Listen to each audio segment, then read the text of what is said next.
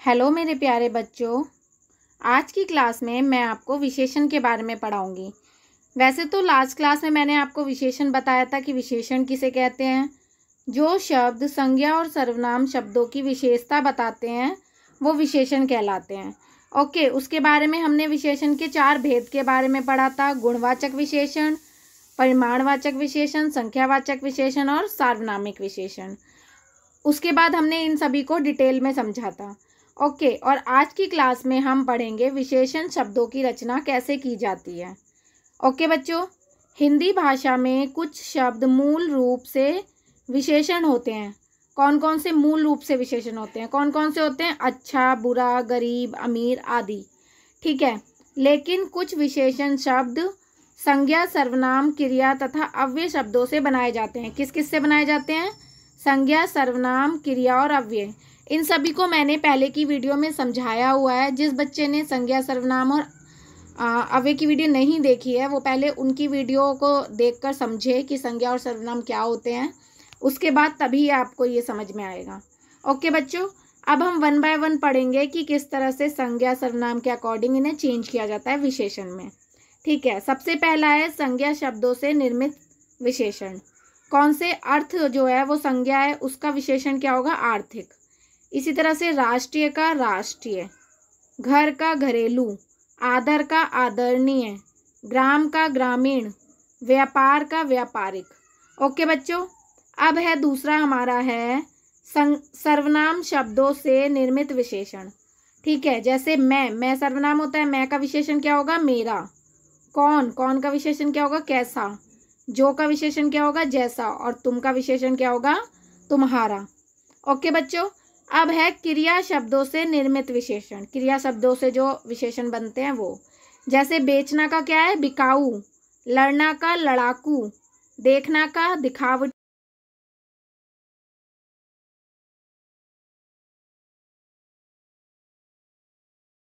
अव्यय शब्दों से निर्मित विशेषण, अव्यय जो शब्द हैं उनसे विशेषण जो बनते हैं। ऊपर का विशेषण क्या होगा? ऊपरी, तेज का तेजी, बाहर का बाहरी और आगे का अगला। ओके, ये क्या है? अव्यय शब्दों से जो बनते हैं विशेषण वो सभी हैं। अब आगे हम पढ़ेंगे विशेषण की अवस्थाएं। ठीक है, विशेषण की क्या अवस्थाएं होते हैं उन सभी को हम पढ़ेंगे। विशेषण की 3 अवस्थाएं होती है। कौन कौन सी? मूलावस्था, उत्तरावस्था और उत्तमावस्था। ठीक है, अब सबसे पहले क्या है? मूलावस्था को हम पढ़ेंगे। यह विशेषण की मूल अवस्था होती है। इसमें किसी व्यक्ति या वस्तु की सामान्य रूप से विशेषता की जाती है। मतलब किसी व्यक्ति और वस्तु के बारे में उसकी विशेषता की जाती है, उसकी तारीफ की जाती है। जैसे क्या है? सैनिक वीर होते हैं। अब सैनिक की विशेषता क्या है यहाँ पे? कि वह वीर हैं। ठीक है, मैंने गर्म चाय पी, और चाय की विशेषता क्या है? कि वह क्या है? गर्म है। तो किसी व्यक्ति या वस्तु की विशेषता बताई जाती है, वो क्या होता है? मूलावस्था होती है। अब है सेकंड है हमारा उत्तरावस्था। उत्तरावस्था में क्या है? विशेषण की इस अवस्था में 2 व्यक्तियों या 2 वस्तुओं के मध्य तुलना की जाती है, मतलब डिफरेंट किया जाता है। जैसे कि वंशिका शालू से अधिक बुद्धिमान है। तो वंशिका किससे ज़्यादा बुद्धिमान है? शालू से। तो यहाँ पे क्या है? दोनों में तुलना की जा रही है कि वंशिका शालू से ज़्यादा बुद्धिमान है, अधिक बुद्धिमान है। ओके, आज कल से अधिक ठंडा मौसम है। मतलब आज जो है वो ठंडा मौसम है। किससे? कल से। मतलब कल इतना ठंडा नहीं था जितना ठंडा आज है। तो तुलना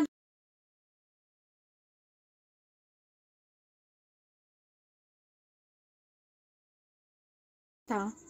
यह विशेषण की वह अवस्था है जो किसी एक विशेष को अन्य सभी से तुलना में सबसे अधिक श्रेष्ठ या निम्न बताती है। मतलब ये सभी में जितनी भी चीज़ें होंगी ना, उसमें से सबसे विशेष होगा ये। जैसे कि लतिका अपने घर में सबसे सुंदर है। तो घर में कितने सारे लोग होते हैं, पर लतिका के बारे में बात की है कि लतिका सबसे ज़्यादा सुंदर है। ओके, लक्ष्य श्रेष्ठतम छात्र है। अब कक्षा में तो बहुत सारे बच्चे हैं, पर इन्होंने सिर्फ लक्ष्य की बात है कि लक्ष्य जो है वो श्रेष्ठ है, पढ़ने में अच्छा है। ठीक है, तो मतलब बहुत सारे में से किसी एक विशेष के बारे में जो बात की जाए उसके बारे में अधिक उसे श्रेष्ठ बताया जाए तो वो क्या होता है, उत्तमावस्था होती है। ओके बच्चों, अब कुछ विशेषण शब्दों की 3 अवस्थाएं निम्न प्रकार हैं, उनको हम पढ़ते हैं। कुछ विशेषण शब्द जो होते हैं, जैसे कि ऊंचा, ऊंचा को हम क्या लिखते हैं, उत्तरावस्था में लिखेंगे अधिक ऊंचा और उत्तमावस्था में लिखेंगे सबसे ऊंचा।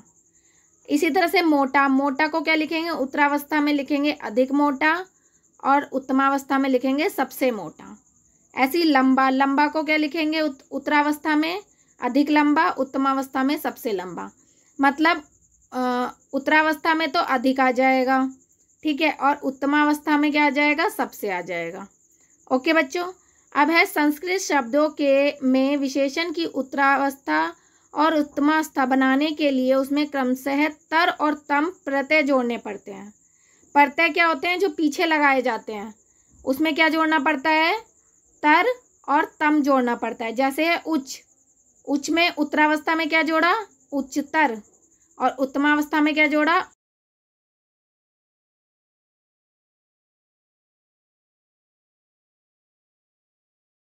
तम।